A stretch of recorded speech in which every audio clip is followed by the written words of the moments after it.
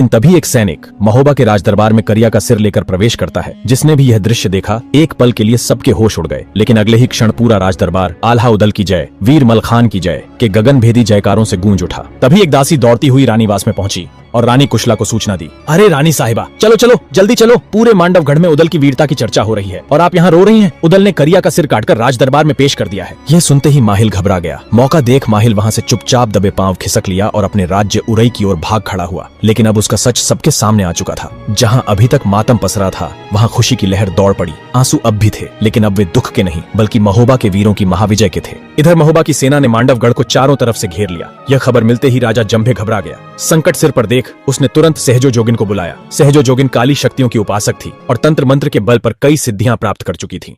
देखो जोगिन, कुछ ऐसा करो कि इन वीरों के खेमे में खलबली मच जाए और मैं इस अफरा तफरी का लाभ उठाकर ये युद्ध जीत जाऊं। आप चिंता ना करें महाराज। मेरी सिद्धियों के सामने कोई वीर आज तक नहीं टिक पाया है, तो फिर इन बालकों की क्या विसार।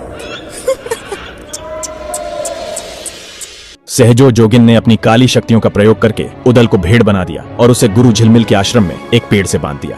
उदल के अचानक रणभूमि से गायब हो जाने से आल्हा घबरा गया। उसने गुरु गोरखनाथ का ध्यान लगाया। तब बाबा गोरखनाथ ने अपनी दिव्यवाणी से आल्हा को पूरी घटना के बारे में बताया। यह बात पता लगते ही आल्हा ने मलखान और राजकुमार ब्रह्मा को इस घटना की जानकारी दी। फिर क्या था, मलखान और राजकुमार ब्रह्मा सन्यासी भेष में तुरंत गुरु झिलमिल के आश्रम पहुंच गए। वहां उन्होंने गुरु जी के सामने भजन गाया। गुरु झिलमिल उनके भजन को सुनकर बड़े प्रसन्न हुए। वाह, क्या स्वर है बेटा, मन प्रसन्न हुआ। मांगो, क्या मांगते हो? बाबा, सहजो जोगिन ने हमारे भाई उदल को बकरी बनाकर आपके यहाँ मढ़ी में बांध दिया है। बाबा, आप महाप्राण हैं, कृपया आप हमारे भाई को उसकी पूर्व अवस्था में लौटा दीजिए। बस इतनी सी बात?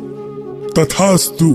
इतना कहते ही उदल फिर से मनुष्य रूप में आ गया और तीनों वीर मांडवगढ़ की ओर रवाना हो गए। इधर आल्हा ने यह ऐलान कर दिया कि जब तक मांडवगढ़ का किला ध्वस्त न हो जाए तब तक हमारी विजय सिर्फ एक स्वप्न जैसी है। कड़ी मशक्कत के बाद आखिरकार मांडवगढ़ का फाटक टूट गया और महोबा की सेना किले में प्रवेश कर गई। लेकिन राजा जंभे महलों में कहीं नजर नहीं आ रहा था।